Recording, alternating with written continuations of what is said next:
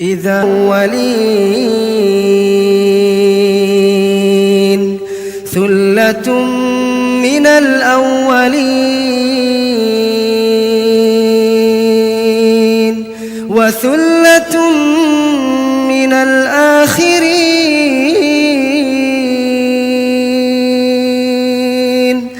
وأصحاب الشمال ما أصحاب الشمال في سموم وحميم وظل من يحموم لا بارد ولا كريم إنهم كانوا قبل ذلك مترفين وكانوا يصرون على الحنث العظيم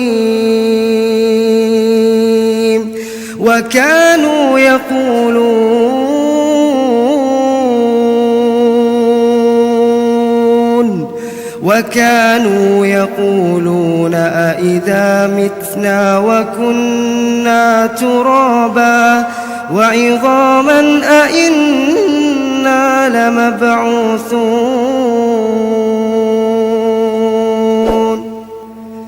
وكانوا يقولون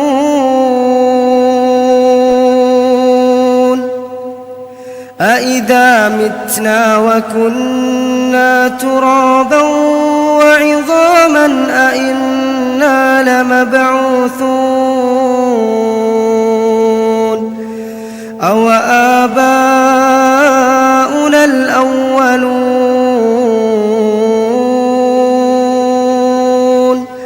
قل إن الأولين والآخرين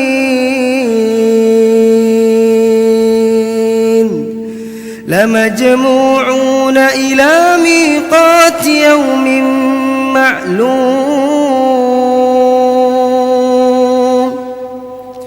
ثم إنكم أيها الضالون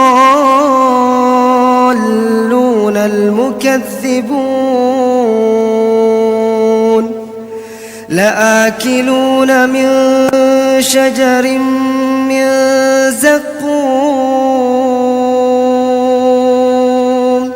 فمالئون منها البطون فشاربون عليه من الحميم فشاربون شرب الهيم هذا نزلهم يوم الدين نحن خلقناكم فلولا تصدقون أفرأيتم ما تمنون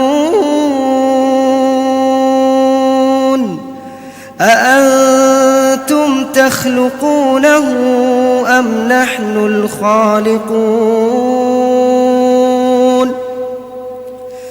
نحن قدرنا بينكم الموت وما نحن بمسبوقين على أن نبدل أمثالكم وننشئكم فيما لا تعلمون ولقد علمتم النشأة الأولى فلولا تذكرون أفرأيتم ما تحرثون أأنتم تزرعونه أم نحن الزارعون لو نشاء لجعلناه حطاما فظلتم تفكهون إنا لمغرمون بل نحن محرومون أفرأيتم الماء الذي تشربون أأنتم أنزلتموه من المزن أم نحن المنزلون لو نشاء جعلناه أجاجا فلولا تشكرون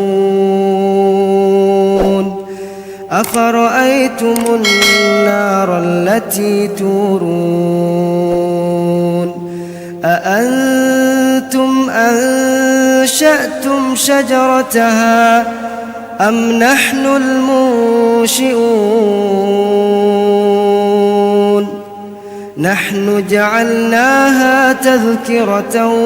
ومتاعا للمقوين فسبح باسم ربك العظيم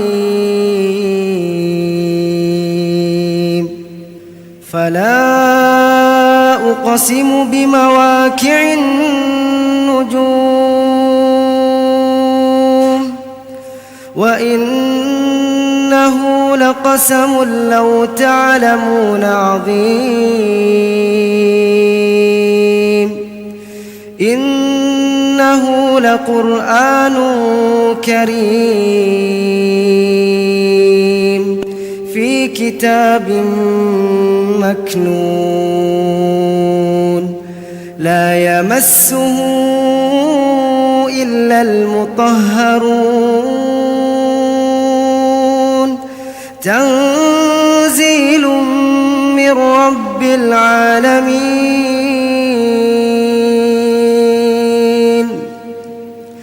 أفبهذا الحديث أنتم مدهنون وتجعلون رزقكم أنكم تكذبون فلولا إذا بلغت الحلقوم وأنتم حينئذ تنظرون ونحن أقرب إليه منكم ولكن لا تبصرون فلولا إن كنتم غير مدينين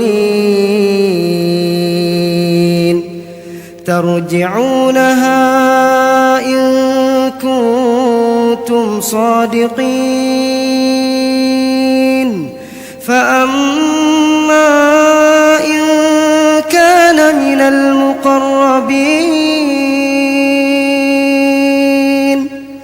فروح وريحان وجنة نعيم وأما إن كان من أصحاب اليمين فسلام لك من أصحاب اليمين وأما إن كان من المكذبين الضالين